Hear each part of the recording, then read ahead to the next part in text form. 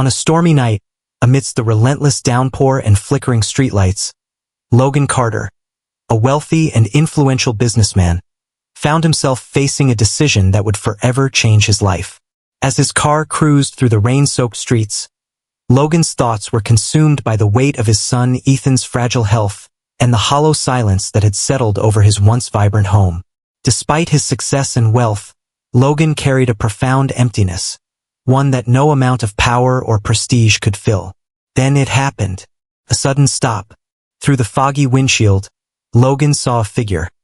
A young woman, drenched and trembling, shielding a small child from the pouring rain. Her eyes held a blend of fear and determination, a raw sincerity that pierced through the coldness of the night. Something about her reminded him of the love and sacrifice his late wife once embodied. And in that moment, Logan made a decision that would ripple through every corner of his carefully controlled world. Who was this mysterious young woman? Why was she out in the storm, protecting a child who wasn't her own? And how could one chance meeting begin to unravel secrets, heal broken hearts, and forge bonds stronger than any adversity? This story isn't just about wealth or power. It's about family, redemption, and the extraordinary connections we make in the most unexpected places. Follow this emotional journey, filled with twists, heartfelt moments, and the profound realization that even the most broken lives can find hope and healing. If you enjoy stories that touch the heart and challenge the soul, don't miss what comes next. Subscribe and join us as we explore the power of kindness, resilience, and the unexpected turns that life can take. Stay tuned for the story that will leave you thinking long after the last word. The rain hammered against the roof of the sleek black car as Logan Carter sat in the back seat, staring absently through the fogged-up windows. The storm outside seemed to mirror the turmoil within him. Ethan, his only son, was slipping further into a shell of fear and silence. Every specialist, every expensive treatment, had done little to ease the boy's suffering. Logan, a man who could command boardrooms with a single glance, felt powerless in the face of his son's pain. Suddenly, a sharp jolt brought Logan out of his thoughts. The car screeched to a halt, the suddenness jerking him forward slightly. "What's going on, Marcus?" Logan asked his driver, his tone sharp with irritation. "I'm sorry, sir," Marcus replied, peering through the rain-soaked windshield. "There's someone in the middle of the street. I think it's a woman and a child." Logan leaned forward, squinting through the haze. In the glare of the car's headlights, he saw her. A young woman standing amidst the downpour, her arms wrapped protectively around a crying child. She was soaked to the bone, her clothes clinging to her like a second skin, her hair plastered to her pale face. But it wasn't her disheveled appearance that struck Logan. It was the look in her eyes. Despite her evident struggle, there was a fierce determination in her gaze, a quiet strength that defied the storm. "Should I call the police?" Marcus asked hesitantly, glancing at Logan in the rearview mirror. Logan's hand was already on the door handle. "No," he said firmly. "Stay here." He stepped out into the rain before Marcus could protest, the cold water instantly soaking through his tailored suit. The roar of the storm swallowed his footsteps as he approached the woman. "What are you doing out here?" Logan demanded, his voice cutting through the rain. He stopped a few feet away, studying her. She didn't flinch but tightened her grip on the child, who buried his face in her shoulder. He was lost," the woman said, her voice trembling but steady. "I found him crying in an alley. I couldn't just leave him there." Logan's eyes moved to the child. The boy, no older than 5, clung to her as if she were his lifeline. His small body trembled, his sobs muffled against her chest. Despite the biting cold, the woman's arms stayed firmly around him, shielding him from the elements. "Why didn't you take him to the police?" Logan asked, his tone softening as he took in the scene. The woman hesitated, her eyes darting to the ground. "I tried," she said quietly, "but I don't know where to go. I don't have anywhere to go." Her words hung in the air, stark and unembellished. Logan felt a pang of something he hadn't felt in years: compassion. This woman, a stranger, was braving the storm for a child who wasn't hers. She had nothing, yet she was giving everything. "What's your name?" Logan asked after a pause. "Amelia," she said, lifting her chin slightly. There was a flicker of defiance in her eyes, as if daring him to judge her. "I don't want anything from you. I just want to make sure he's safe." For a moment, Logan was silent. Then, without fully understanding why, he said, "Come with me." He gestured toward his car. Amelia's eyes widened in surprise, and she shook her head. "I can't." "You don't have a choice," Logan interrupted. His voice was firm but not unkind. "You and the boy are freezing, and you have nowhere to go. I'll help you find somewhere safe. But first, you need to get out of this rain." Amelia hesitated, glancing down at the boy, who whimpered softly against her shoulder. Finally, she nodded, exhaustion evident in her every movement. "Okay," she whispered. Logan motioned for Marcus to open the car door, and the driver quickly stepped out, holding an umbrella. Amelia climbed into the warm interior, her arms still wrapped around the child. Logan followed, settling into his seat opposite her. The car's heater hummed softly, and for the first time, the sound of the rain felt distant. As the car pulled away, Logan studied Amelia. She was young, no older than her mid-20s, but her eyes carried the weight of someone who had seen too much. Her clothes were threadbare, and her hands were calloused, signs of a life far removed from the privilege he had always known. "What's his name?" Logan asked, nodding toward the boy. "I don't know," Amelia admitted. "He hasn't spoken much. He's scared." Logan nodded, his gaze shifting to the boy, who had finally stopped crying and was now dozing fitfully against Amelia's chest. There was something about the way she held him, as though protecting him was the most natural thing in the world, that stirred a long-dormant part of Logan. The car pulled into the grand driveway of Logan's mansion, its golden lights cutting through the gloom. Amelia's eyes widened as she looked out the window, her expression a mix of awe and apprehension. "This is your home?" she asked, her voice barely above a whisper. Logan nodded. "For now, it's yours too." Amelia looked at him, her expression unreadable. She clutched the boy tighter, as if bracing herself for whatever was to come. Logan couldn't explain it, but he felt a strange certainty in that moment. This chance encounter, this stormy night, was the beginning of something neither of them could foresee. And so, as the rain continued to fall, two strangers crossed the threshold of a mansion that would soon become the stage for a story of redemption, healing, and a bond that would defy all odds. The warmth of Logan Carter's mansion wrapped around Amelia Harper and the boy she carried as they stepped inside, dripping water onto the pristine marble floor. Amelia's wide eyes darted around the grand foyer, taking in the soaring ceilings, glittering chandeliers, and artwork that adorned the walls. Felt more like stepping into a museum than a home. "This way," Logan said, his tone unreadable as he led them deeper into the house. Amelia hesitated, shifting her weight uncomfortably. She was acutely aware of how out of place she looked, her damp, tattered clothes and muddy shoes clashing with the mansion's immaculate elegance.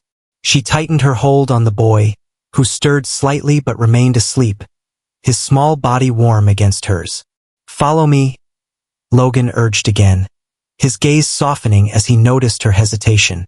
As they walked through the expansive corridors, the silence of the house was interrupted by the echo of their footsteps. The contrast between the opulence of Logan's home and the bleakness of the life Amelia had known was jarring. The weight of it pressed down on her, amplifying the vulnerability she already felt.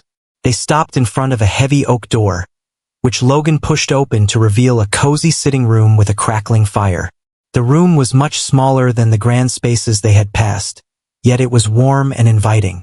A plush sofa faced the fireplace, and a tray with a teapot and cups sat neatly on a side table. "Sit down," Logan said, gesturing to the sofa.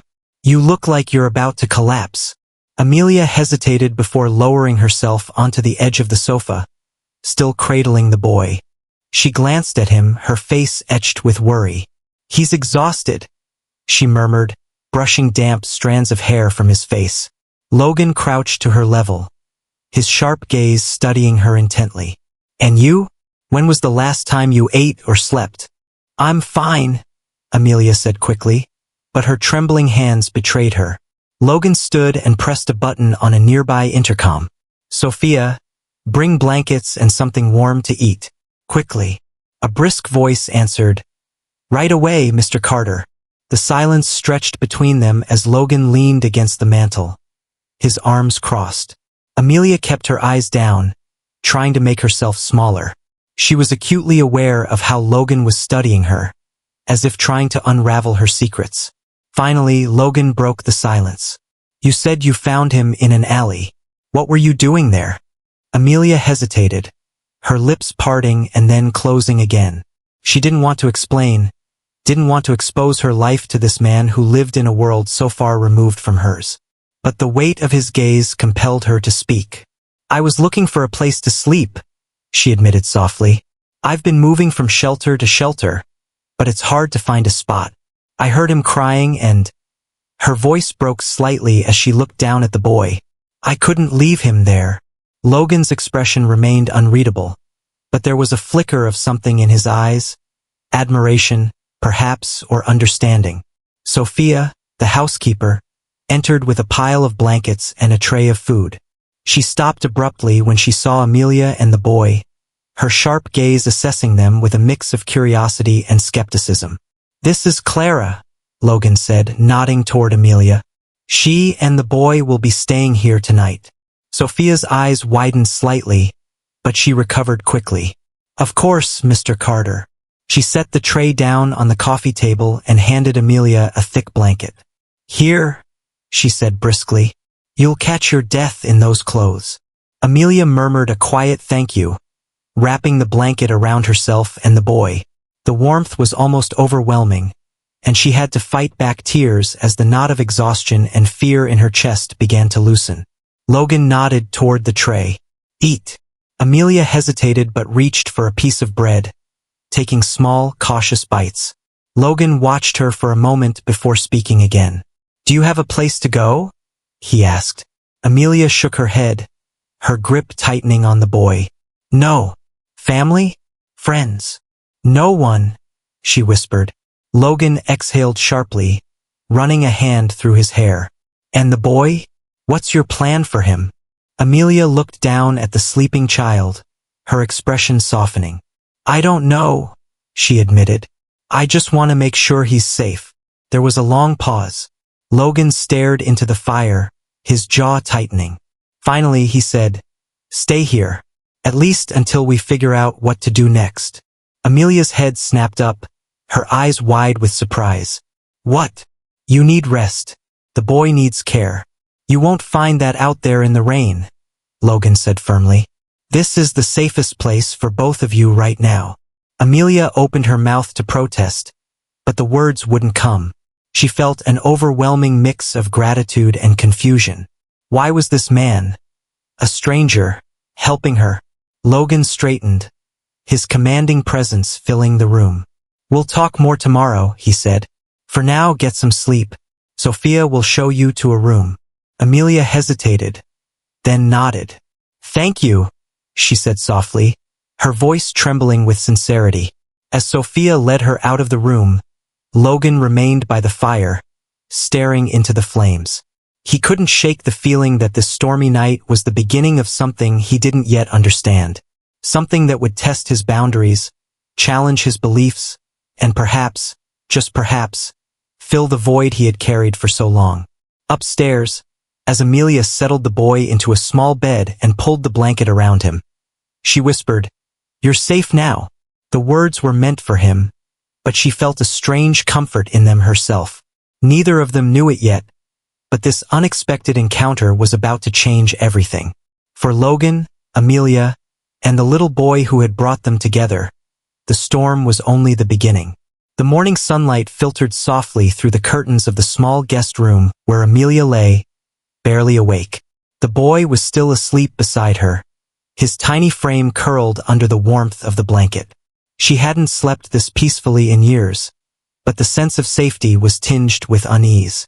The grandeur of Logan Carter's mansion felt like a world she didn't belong to, a gilded cage that could shut its doors at any moment. A soft knock at the door startled her. Before she could respond, it opened slightly, and Sophia, the housekeeper, stepped in. Her expression was stern but not unkind, her arms laden with fresh towels and neatly folded clothes. "Good morning," Sophia said briskly, her sharp eyes scanning the room. "Mr. Carter asked me to bring these. He also mentioned breakfast is ready in the dining room." Amelia sat up quickly, her heart pounding. Thank you," she stammered, unsure how to respond to the formal kindness. Sophia hesitated for a moment, then softened her tone. "Do you need anything else? For the boy, perhaps?" Amelia shook her head, glancing down at the child who was stirring awake. "No, this is more than enough. Thank you." Sophia gave a curt nod and turned to leave, but not before adding, "Mr. Carter isn't a patient man. Best not keep him waiting." Amelia dressed quickly in the simple but clean clothes Sophia had brought. A soft sweater and a pair of comfortable slacks. They felt alien against her skin, a stark contrast to the worn-out garments she had grown used to. The boy, now awake, seemed more alert but still clung to her as they made their way downstairs. The dining room was a revelation. A long table, laden with an assortment of dishes, freshly baked bread, fruit, scrambled eggs, and steaming coffee, stretched out before them. Logan was seated at the head, reading a newspaper. He looked up as they entered, his piercing gaze immediately softening. "Good morning," he said, setting the paper aside. His voice was calm, measured. Amelia felt a lump form in her throat. "Good morning," she managed, her voice barely above a whisper. "Come sit." Logan gestured to the chairs nearest him. "You must be hungry." Amelia hesitated but finally led the boy to a seat. She served him first, cutting pieces of toast and offering him a cup of warm milk. Only after he began eating did she tentatively pick up a fork herself. Logan watched them silently for a moment before speaking. "The boy seems calmer today." Amelia nodded, brushing a strand of hair from the child's forehead. "He's had a rough time, but he's resilient." "Do you know his name yet?" Logan asked. She shook her head. "He hasn't said much. I think he's still too scared." Logan leaned back in his chair, studying her. "And you? Are you scared?" The question caught Amelia off guard. She looked up, meeting his gaze for the first time. I don't know," she admitted. "I'm grateful, but I don't understand why you're helping us." Logan's expression hardened slightly, though not unkindly.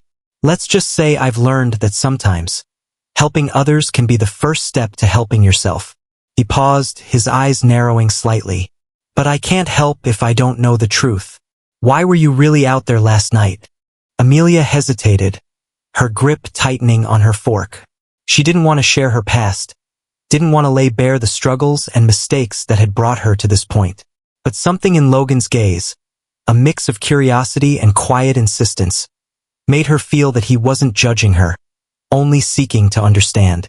"I lost everything," she said finally, her voice trembling. "My parents died when I was a teenager, and my brother and I ended up in the foster system. We were separated, and I never saw him again." Her voice cracked, but she pressed on. "I spent years searching for him, but life wasn't kind. I worked odd jobs, moved from place to place, but it was never enough. When I lost my last job, I ended up on the streets." Logan's jaw tightened. He hadn't expected her story to hit so close to home. The rawness in her voice, the pain of losing family, resonated deeply with him. "Your brother," he said after a pause. "Do you still believe he's out there?" Amelia nodded, her eyes filling with determination. "I have to believe it. It's the only thing that's kept me going." For a long moment Logan said nothing. Then he leaned forward, his tone firm but gentle. "Stay here, not just for the boy but for yourself. I can help you, Amelia." Her eyes widened. "Why? Why would you do that?" "Because I know what it's like to feel helpless," Logan said quietly, his voice carrying an uncharacteristic vulnerability. And because I believe everyone deserves a chance to rebuild." Before Amelia could respond, the boy tugged on her sleeve. "Thank you," he murmured shyly, his small voice breaking the tension. It was the first time he had spoken since they met. Logan smiled faintly. "You're welcome," he said, addressing the boy directly. "But we need to know your name, little man." The boy hesitated, glancing nervously between Amelia and Logan. Finally, he whispered, "Leo." Amelia felt a wave of relief and hope wash over her. "It's nice to meet you, Leo," she said softly, squeezing his hand. Logan stood, his commanding presence filling the room. "Well, Leo, you and Amelia are safe here now. Let's take it one day at a time." As he left the dining room, Amelia watched him go, her heart heavy with questions but lighter with the faint glimmer of hope. She didn't know what lay ahead, but for the first time in years, she felt that she wasn't alone. The morning marked the beginning of an unspoken understanding between Logan and Amelia. While Logan's motives remained partially veiled, his actions spoke of a man who had known loss and was searching for redemption. For Amelia, the safety of Logan's mansion was both a blessing and a challenge. A place to confront her past, protect Leo, and perhaps begin to rebuild her shattered life. Over the following days, Amelia began to settle into the mansion, though uneasily. She couldn't shake the feeling of being an outsider in a world far removed from her own struggles. Despite Logan's generosity, she remained guarded, unsure if his kindness came with strings attached. Leo, on the other hand, seemed to be slowly relaxing. The boy who once clung to her in silence now explored the mansion cautiously, his steps timid but curious. Logan, true to his word, ensured that both Amelia and Leo were well cared for.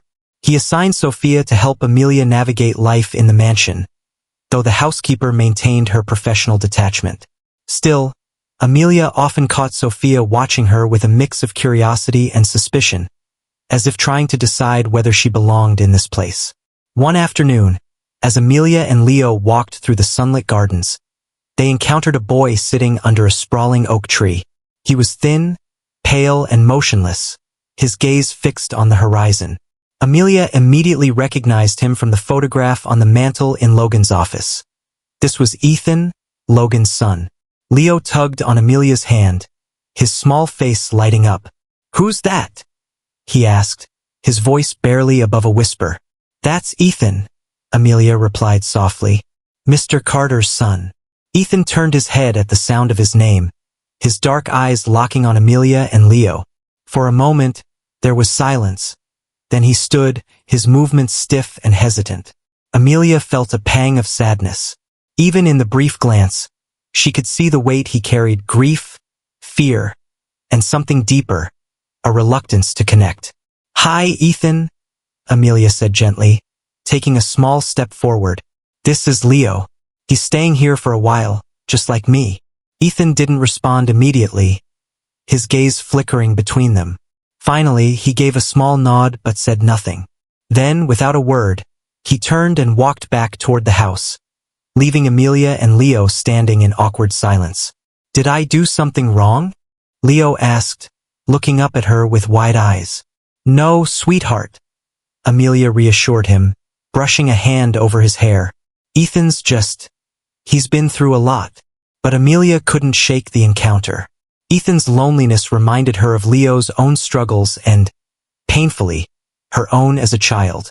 She resolved to try again, to reach out to the boy who seemed as lost as she had once been. The opportunity came sooner than Amelia expected. One evening, while she was reading to Leo in the library, Ethan entered quietly, his steps barely audible on the polished floor. Amelia paused, glancing up to find him hovering near the door. "Would you like to join us?" she asked, her tone soft but inviting. Ethan hesitated, his hands fidgeting at his sides. Finally, he moved closer, his expression guarded but curious. He settled into a chair across from them, his body stiff as though bracing for something unfamiliar. Amelia resumed reading, her voice calm and steady. The story was simple, a tale of a brave knight and a hidden treasure, but it seemed to capture both boys' attention. By the time she finished, Leo was asleep, his small body curled against her side. Ethan, however, remained wide awake, his gaze fixed on her. "Why do you do that?" he asked suddenly, his voice low but clear. "Do what?" Amelia replied, surprised. "Talk to us like we matter," Ethan said, his words tinged with both confusion and longing. Amelia's heart twisted at the question. "Because you do matter," she said simply. "Sometimes, we just need someone to remind us of that." Ethan didn't respond, but his expression softened, and for the first time, Amelia saw a flicker of hope in his eyes. From the shadows of the hallway, Logan watched the exchange with quiet intensity. He hadn't meant to eavesdrop, but something about the way Amelia interacted with Ethan drew him in. For years he had tried everything, specialists, therapists, tutors, to reach his son. Yet here was this woman, a stranger, breaking through walls he hadn't been able to touch. Logan's thoughts were conflicted. He admired Amelia's compassion, but her presence also unsettled him.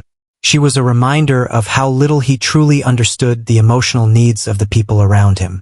For all his wealth and power, he had been unable to give Ethan what he needed most, a sense of safety and belonging. That night, as he sat alone in his office, Logan made a decision. If Amelia could help Ethan heal, he would support her.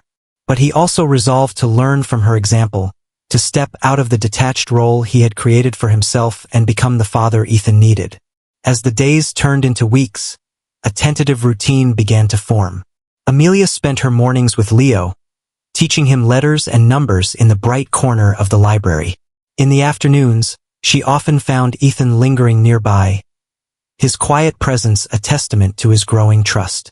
She never pressured him, allowing him to engage at his own pace. Logan, true to his promise, remained supportive but distant. He watched from afar, his sharp mind cataloging every small change in Ethan's demeanor. He saw the way his son's shoulders seemed less tense, the way he lingered a little longer in Amelia's presence. It was subtle, but it was progress. However, not everyone in the mansion was pleased with the changes. Sophia, though loyal to Logan, began to voice her concerns subtly. "Do you really think this is wise?" she asked one evening as she cleared the dining table. "Letting a stranger so close to Ethan? She's helping him," Logan replied firmly, his tone leaving no room for argument. Sophia pursed her lips but said nothing more. Logan knew her concerns weren't unfounded, but he also knew he had to trust his instincts. Amelia was different, he could feel it. One evening, as Amelia sat by the fireplace with a cup of tea, Logan joined her. The room was quiet, the soft crackle of the fire the only sound.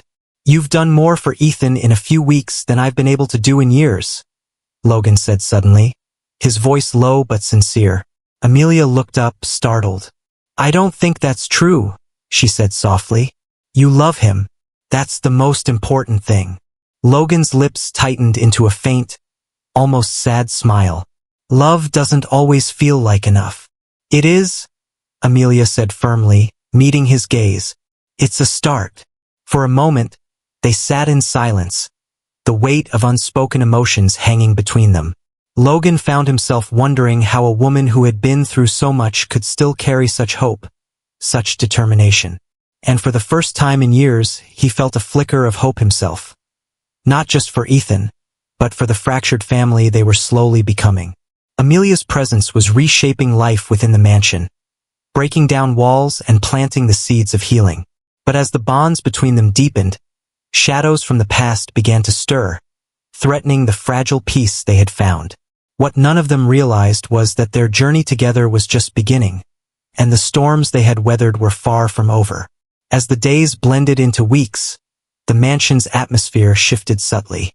Laughter echoed more frequently in the halls, and the once stiff silences around the dinner table were replaced by soft conversations. Ethan's transformation was the most noticeable.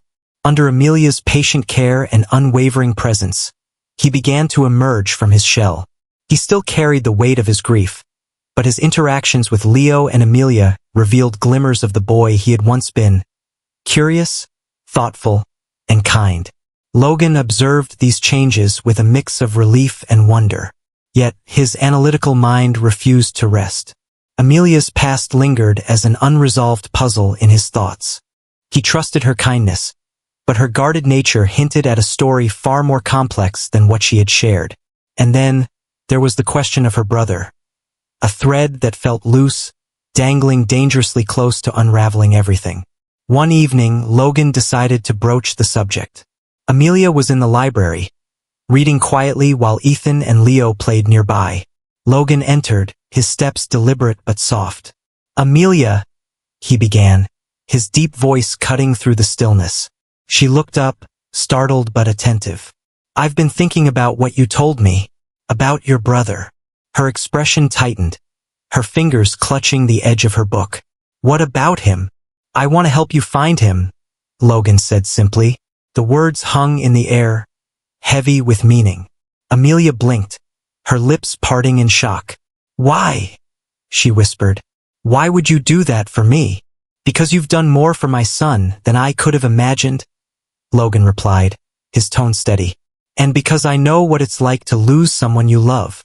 Amelia's eyes softened, and for a moment, her guard slipped. "I don't even know where to start," she admitted. "It's been years, and every lead I've followed has gone cold." Logan nodded thoughtfully. "Then we'll start fresh. I'll hire an investigator, someone who can dig deeper than you could on your own." Tears welled in Amelia's eyes, but she quickly wiped them away. "Thank you," she murmured, her voice thick with emotion. "I don't know how to repay you." Logan smiled faintly. "You already have." True to his word, Logan contacted a trusted investigator the following day. Within a week, they received their first lead, Gabriel Harper, a teenager matching the description of Amelia's brother, was living in a rundown foster home in a struggling part of the city. The report detailed a history of neglect and hardship, painting a grim picture of Gabriel's life. When Logan shared the information with Amelia, she was overcome with a mix of hope and fear. "We have to bring him here," she said urgently.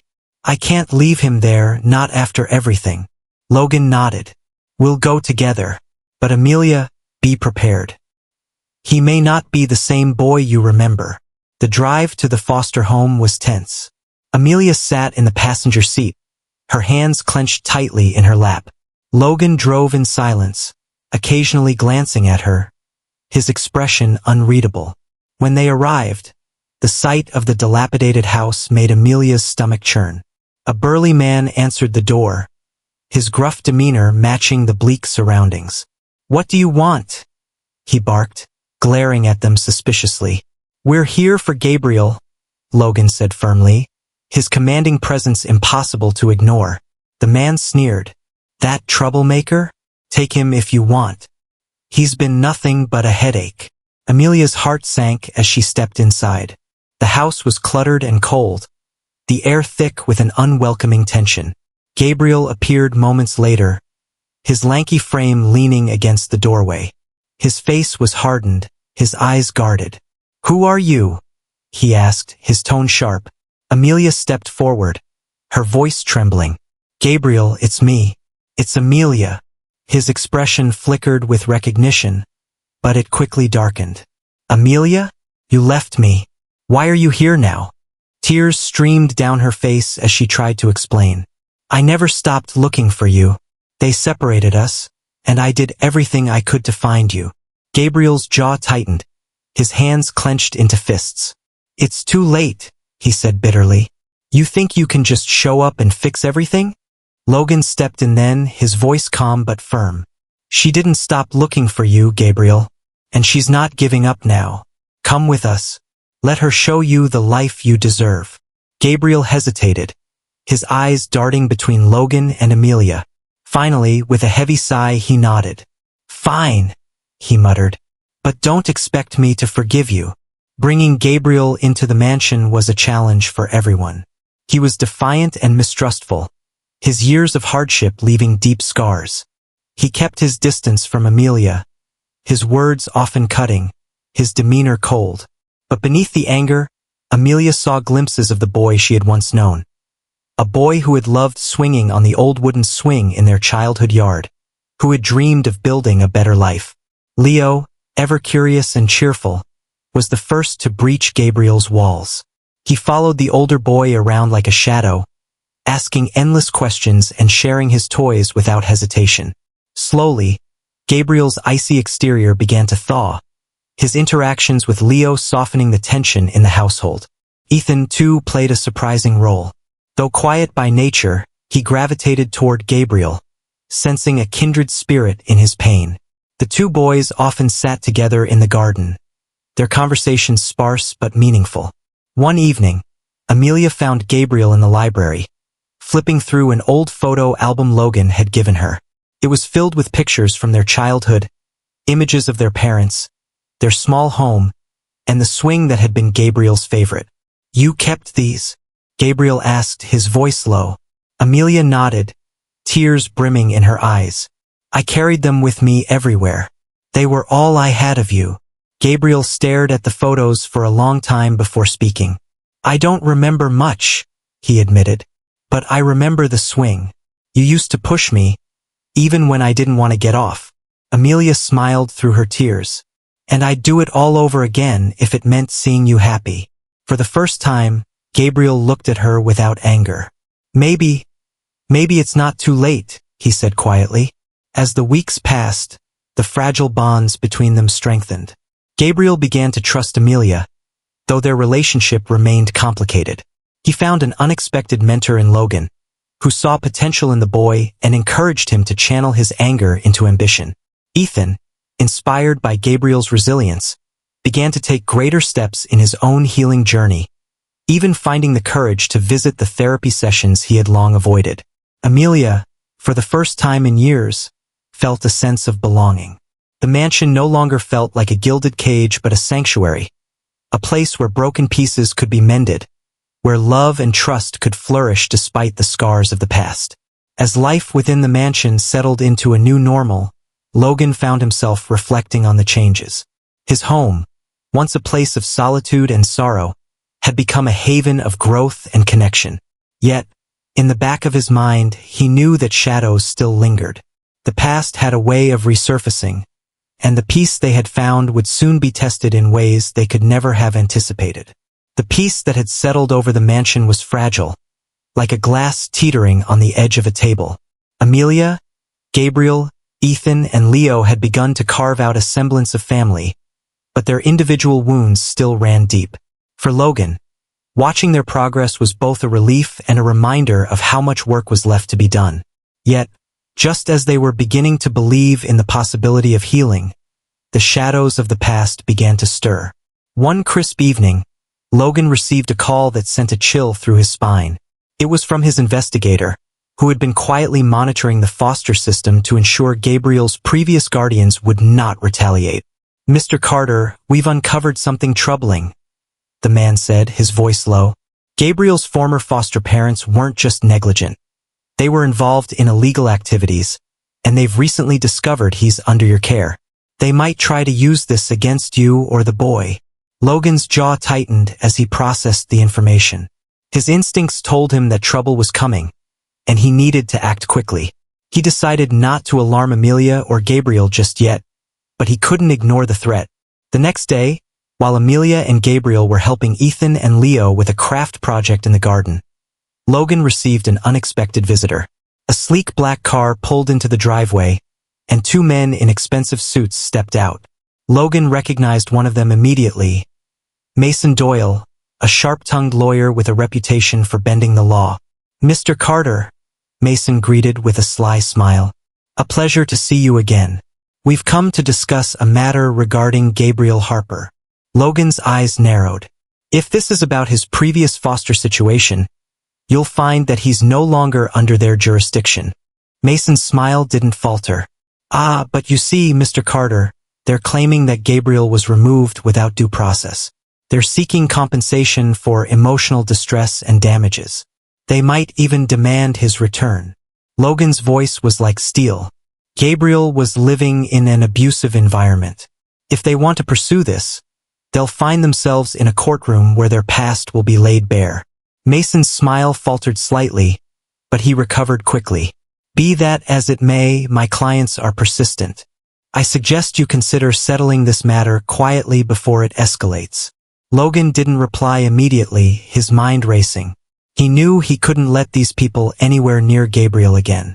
Leave, he said finally, his tone deadly calm, and tell your clients they'll regret pushing this. As the men left, Logan felt the weight of the encounter settle heavily on his shoulders. He needed to protect Gabriel, and he couldn't do it alone. That evening, Logan called Amelia and Gabriel into his study.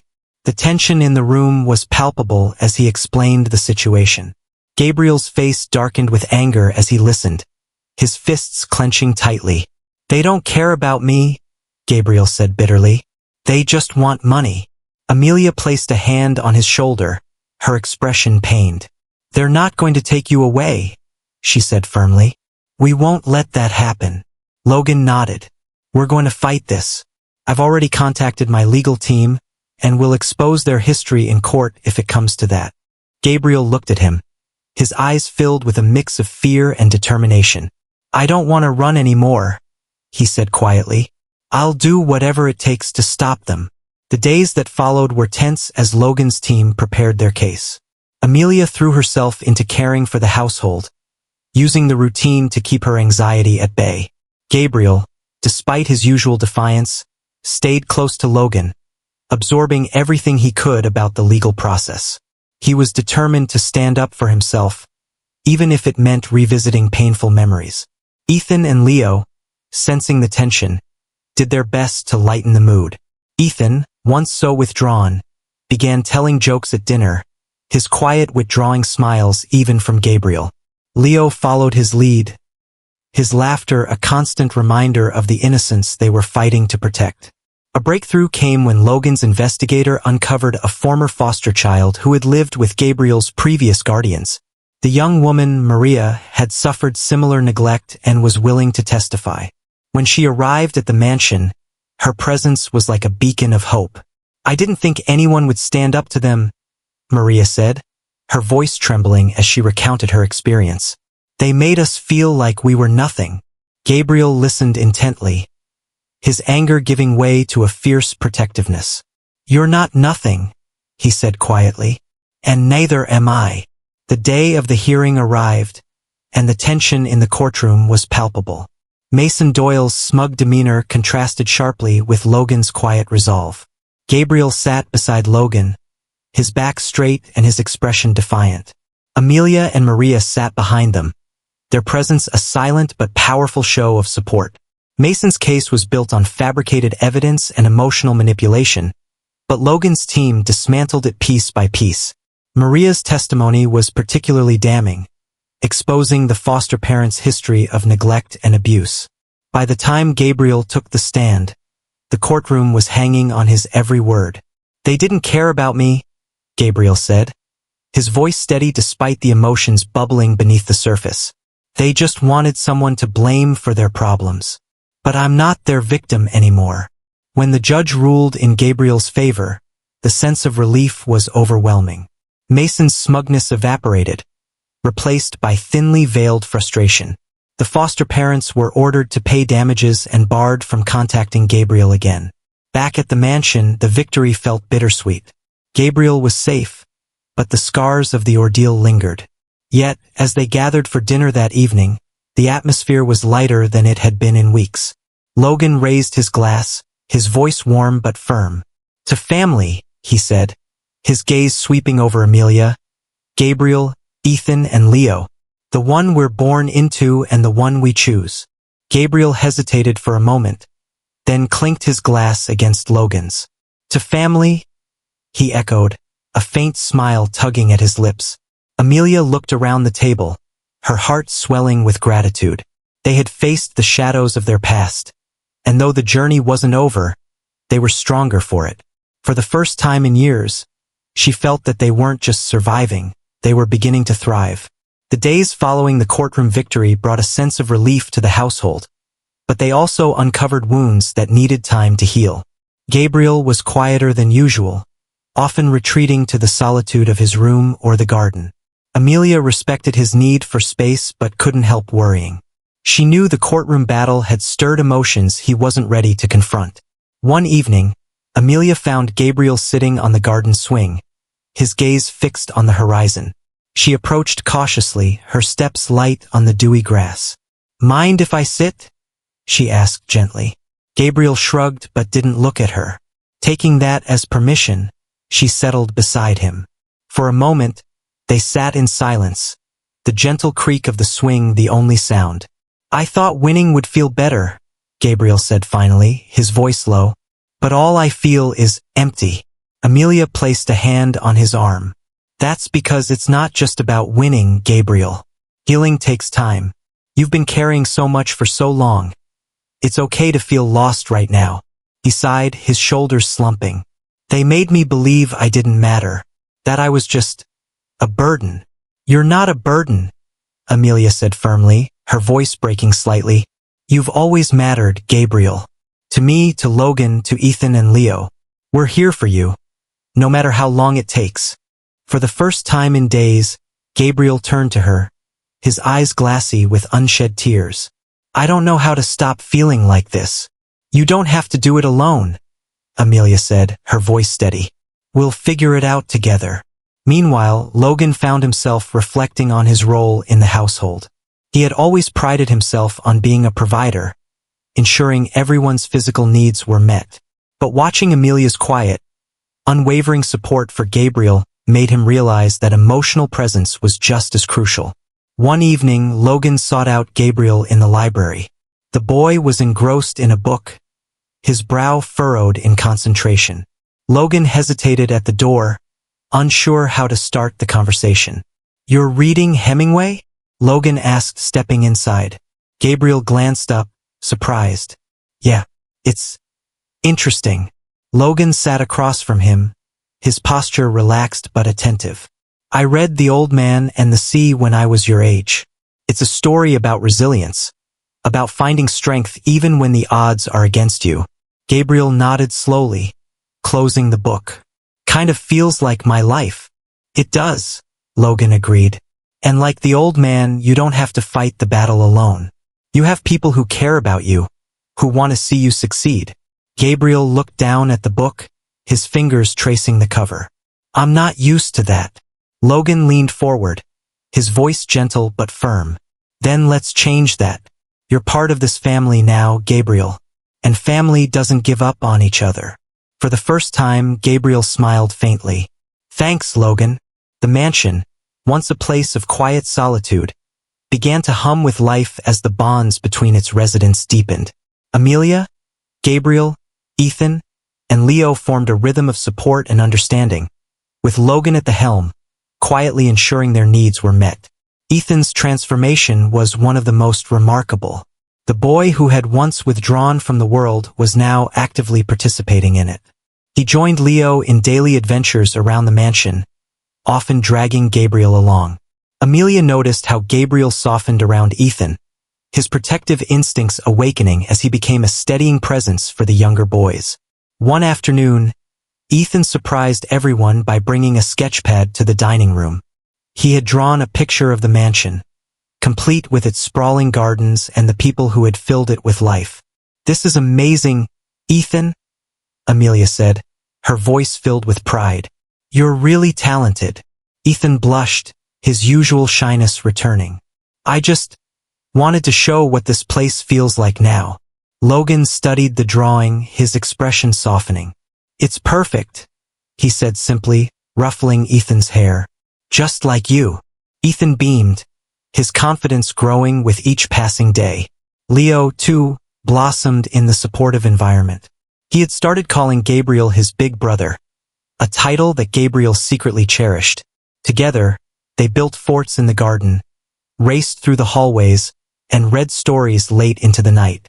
"Gabriel makes me feel brave," Leo confided to Amelia one evening as she tucked him into bed. Amelia's heart swelled. "He's pretty brave himself, but I think you help each other." One evening, Logan gathered everyone in the living room. His demeanor was calm, but there was an undercurrent of excitement in his voice. "I have some news," he began, his gaze sweeping over the group. I've decided to formally adopt Gabriel and Leo. The room fell silent as the words sank in. Gabriel's eyes widened, and he looked at Logan in disbelief. You want to adopt me? Logan nodded, his voice steady. You're already part of this family, Gabriel.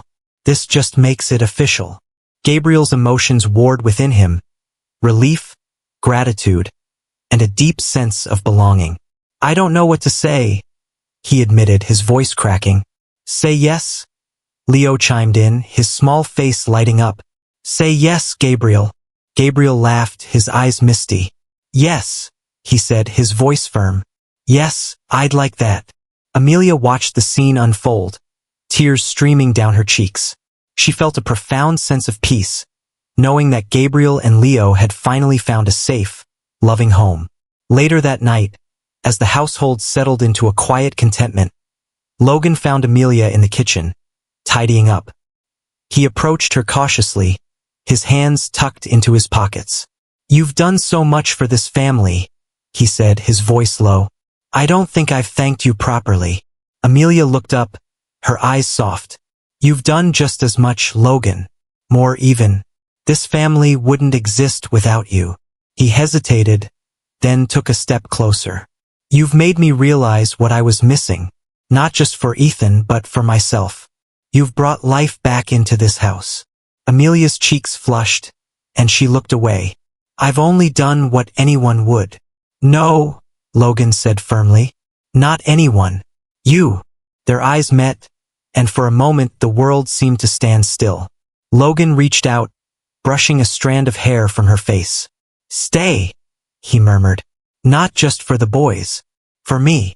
Amelia's breath caught, her heart pounding in her chest. I already have, she whispered. In that moment, the bonds of their unconventional family solidified into something unbreakable. They weren't perfect, but together they were enough. As they stood in the quiet warmth of the kitchen, Amelia and Logan knew that their story was only beginning, and that the future, despite its challenges, was filled with hope. The weeks after Logan's announcement brought a renewed sense of purpose to the mansion. Gabriel's formal adoption process was well underway, and the weight of uncertainty that had hung over the household for so long began to lift. The once fractured family now moved with a sense of unity, each member contributing to the whole in their own unique way.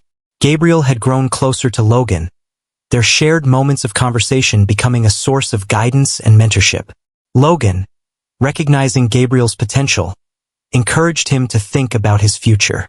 One evening, Logan brought Gabriel into his study, the soft light from the desk lamp illuminating a stack of college brochures. Gabriel hesitated at the door, unsure of what to expect. Come in, Logan said warmly, gesturing to the chair across from him. I wanted to talk to you about what's next. Gabriel frowned, his defenses rising. What do you mean? Logan smiled, leaning back in his chair. You've been through more than most people your age, Gabriel. But that doesn't mean your future has to be limited. Have you thought about college? About what you want to do? Gabriel's frown deepened. College? I don't know. I don't think I'm smart enough for that. That's not true, Logan said firmly.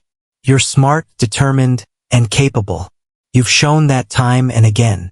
I see potential in you, Gabriel, and I want to help you achieve it. Gabriel looked down at his hands, his emotions warring within him. I wouldn't even know where to start.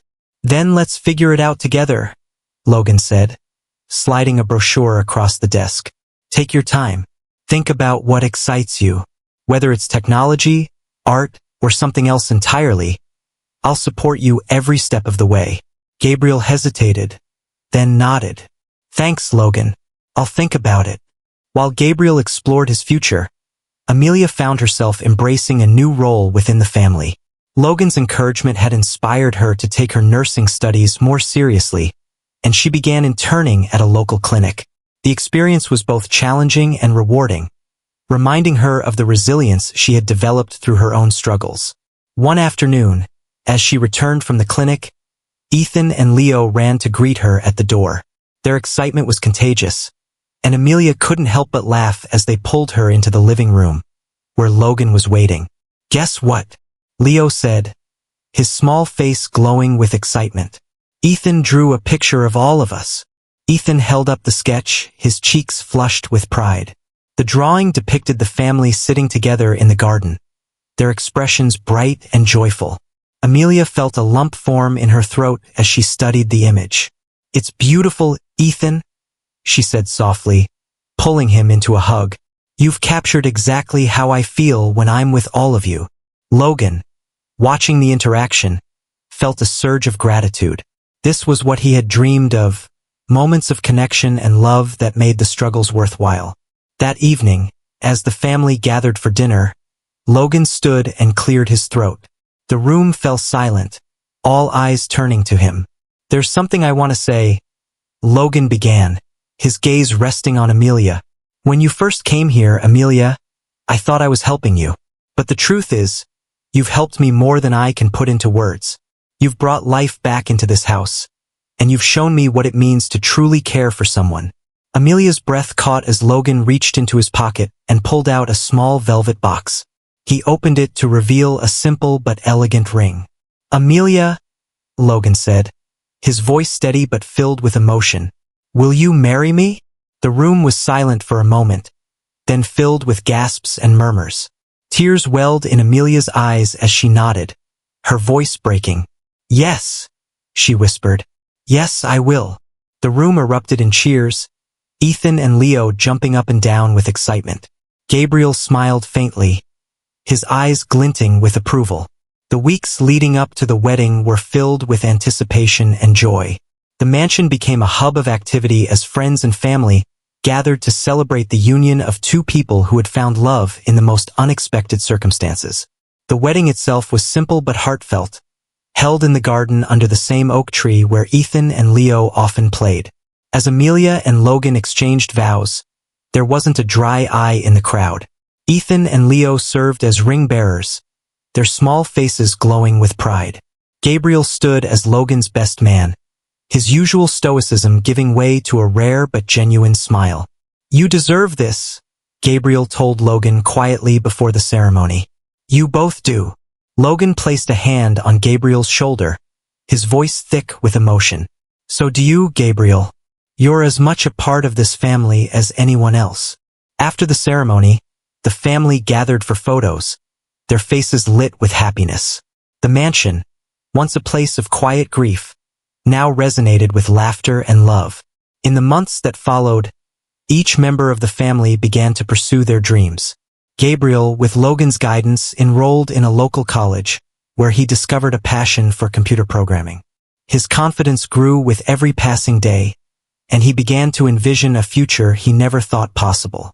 Ethan continued to flourish, his sketches evolving into intricate paintings that captured the beauty of the world around him. Leo, inspired by his older brothers, started school with a determination to learn and grow.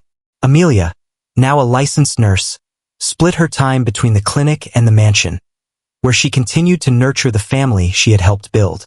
Her marriage to Logan was a partnership in every sense of the word, built on mutual respect and unwavering love. One evening, as the family sat together on the porch, watching the sun dip below the horizon, Logan turned to Amelia. "We've come a long way," he said, his voice soft. Amelia nodded, her hand resting on his. "And we still have so much ahead of us." Gabriel leaned against the railing, a contented smile on his face. Ethan and Leo played nearby, their laughter echoing in the warm evening air. In that moment, the family knew they had weathered the storms of their past and emerged stronger for it. They weren't perfect, but they were together, and that, they realized, was all they needed. Their story was far from over, but the foundation they had built, of trust, resilience, and love, would carry them through whatever came next.